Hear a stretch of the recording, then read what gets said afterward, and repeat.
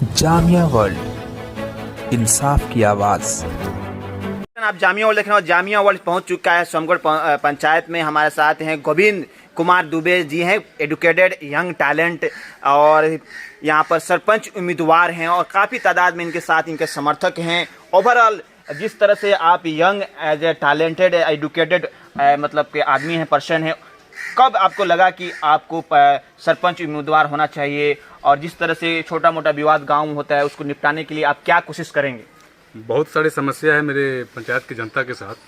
छोटे मोटे विवाद जैसे मतलब कि ग्राम कचहरी में जिसका निपटारा किया जाना चाहिए, लोग अपने आप उसको निपटारा के काबिल नहीं समझते हैं, और मेरे ग्राम कचहरी में ऐसा कोई काम होता ही नहीं है, जिसकी वजह से लोग यहाँ अपने देहात से 3 किलोमीटर दूर जो छाठी थाना है वहाँ आवेदन देने के लिए चले जाते हैं, और वहाँ थाने में लोग तरह तरह के शिकार होते, जैसे घुसखोरी होता है। सबसे पहले तो ये बिना किसी काम के कोई पुलिस आपके आवेदन को एक्सेप्ट नहीं करती है। उसके बाद भी बहुत सारी परेशानी का सामना करना पड़ता है मेरे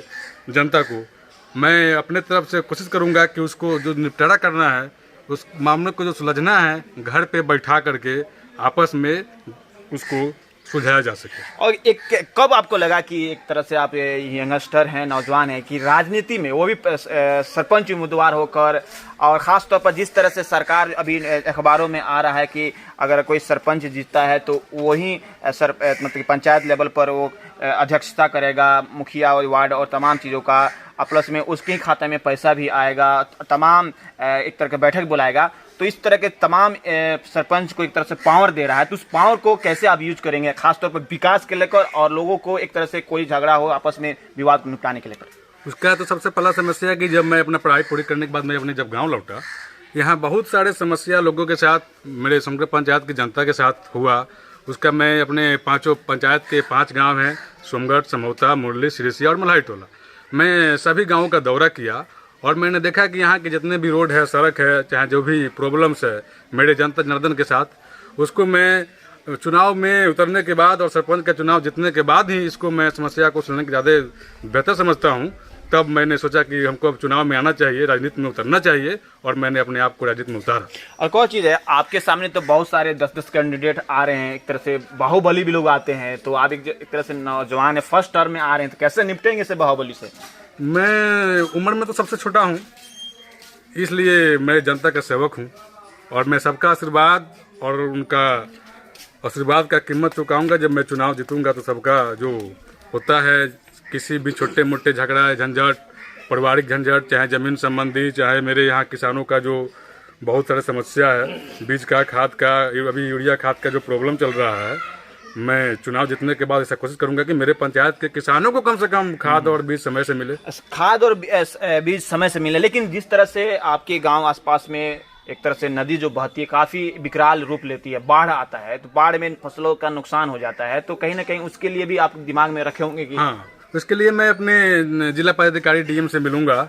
और किसी पदाधिकारी से भी मिलूंगा, जिससे हर संभव मैं अपने जनता जनार्दन को जहाँ तक हो सके उसका लाभ या जो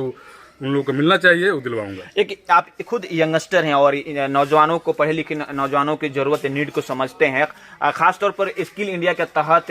अगर आप जीतते हैं, या अभी सोच भी रहे होंगे कि अगर मैं जीतता हूं तो स्किल इंडिया के तहत गाँव में जो तमाम बड़े बुजुर्ग भी होते हैं, नौजवान भी होते हैं, महिलाएं भी होती है, हुनरमंदी यानी कि कुछ स्किल सीखे होती हैं, उसके लिए आप कुछ मतलब सरकार से या डीएम से या बड़े प्रशासन से कुछ एक तरह के कोई सेटअप कर सकते हैं, एक तरह से पॉइंट, सेंटर पॉइंट? सबसे पहले तो मैं अपने गांव की जनता जनार्दन से आशीर्वाद लूंगा। अगर मैंने चुनाव जीता तो सबसे पहले मैं अपने गांव का जो आदर्श पंचायत घोषित किया गया है, सबसे पहले उसको मैं लागू करवाऊंगा। घोषित मतलब कि आपसे बात हो रहा तो कह रहे तो कागजों में घोषित है? हाँ, वो कागजों में घोषित है, लेकिन यहाँ मेरे पंचायत में प्रचलित नहीं किया गया है, जिसको मैं हर संभव कोशिश करूंगा कि उसको मैं प्रचलित करवा दूं।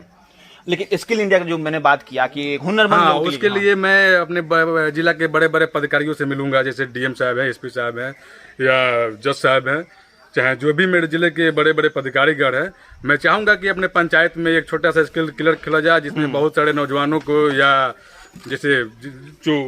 रोजगार है, चाहे लेडीज हैं, चाहे छात्र सब है, सबको रोजगार बहुत से बहुत मिले और अपना वो जीवन गुजर कर सके। और क्या कहना चाहेंगे तमाम, जैसे आप कह रहे थे कि अभी सरपंच जो आपके साथ बैठे हुए हैं, अभी यहाँ मौजूद भी हैं, सरपंच साहब या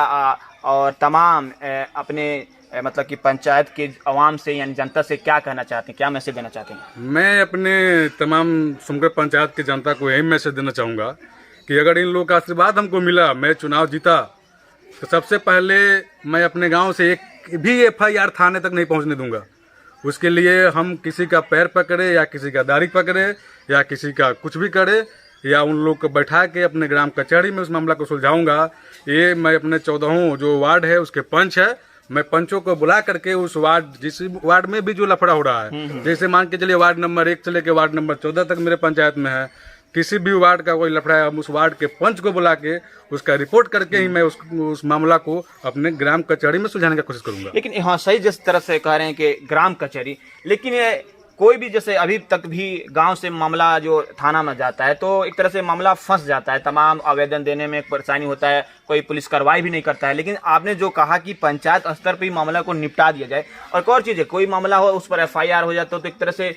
बड़ा ही परेशानी हो जाता है, कोई विदेश जाना हो उसमें, तो आप कह रहे हैं कि एक तरह से गांव के लेवल पर जो भी मुद्दा हो उसको कंप्लीट करेंगे। हाँ, इसलिए कि अगर मान के चलिए कोई FIR के लिए आवेदन थाने में दे भी देता है तो उसको हम भर संभव प्रयास करेंगे कि अपने ग्राम कचहरी में उसको बैठा करके पहले कंप्रोमाइज करके उसके बाद में थाने ले जाकर के आवेदन को एक्सेप्ट कर ले, क्योंकि उससे नहीं FIR होगी, नहीं किसी को विदेश जाने में कोई प्रॉब्लम होगी, नहीं किसी के ऊपर FIR जब नहीं होगी तो उसके ऊपर कोई दाग नहीं लगने वाला है, आदमी फ्री जिएगा, फ्री घूमेगा, फ्री। यानी कि एक तरह से आप चाह रहे हैं कि जो हमारा आपका जो समाज बने वो व्यवहारिक समाज बने, हाँ। किसी तरह के लफड़े में ना पड़े। यस, और मैं हर संभव कोशिश करूंगा। और ओवरऑल क्या है, मतलब कि आपको नज़र में पढ़े लिखे हैं, तमाम आप जद्दोजहद कर रहे हैं, लेकिन एक लास्ट सवाल, आप कैसे यकीन दिलाएंगे आवाम को यानी पब्लिक को कि आपको ही जिताए? आपके अंदर क्या काबिलियत है, थोड़ा बताएं। सबसे पहले कि मैं एक शिक्षित हूँ, मैं एक युवा हूँ, और जितने भी लोग प्रतिनिधि लोग सरपंच के फिलहाल मेरे सोमगढ़ पंचायत से चुनाव लड़ रहे हैं, मैं सबसे छोटा हूँ और सबका आशीर्वाद लूंगा। और मैं ये कहूँगा कि मेरे पंचायत में भी जितने भी घुसखोरी चल रही है, खासतौर से लेटरिन का जो शौचालय है उस पर चल रही है, ये इंदिरा आवास चल रही है, ये सबको मैं खत्म करूँगा।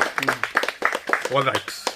तो और भी कुछ कहना चाहेंगे? यस, क्या मतलब मैं यही कहूँगा कि सबका आशीर्वाद मेरे साथ बने रहे और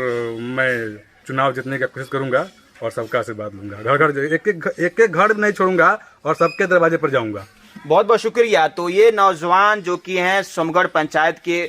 गोविंद कुमार दुबे हैं, जो कि अपनी क्लियरली जो इनका जो सोच है, थिंकिंग है, एजेंडा है, उन्होंने बताया कि खास तौर पर किसानों के लेकर, और आपको मालूम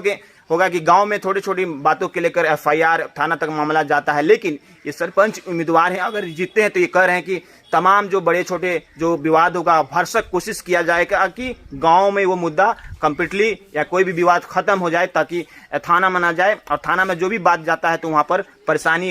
हो जाता है एक तरह से, और लोग मतलब थाना में जाकर एक तरह से मुकदमा के चक्कर में पड़ जाते हैं और उनकी आर्थिक स्थिति खराब होने लगती है। बहरहाल आप देखते रहिए जामिया वर्ल्ड में। मोहम्मद तस्लीम, बिहार के चंपारण, सोमगढ़ गाँव से।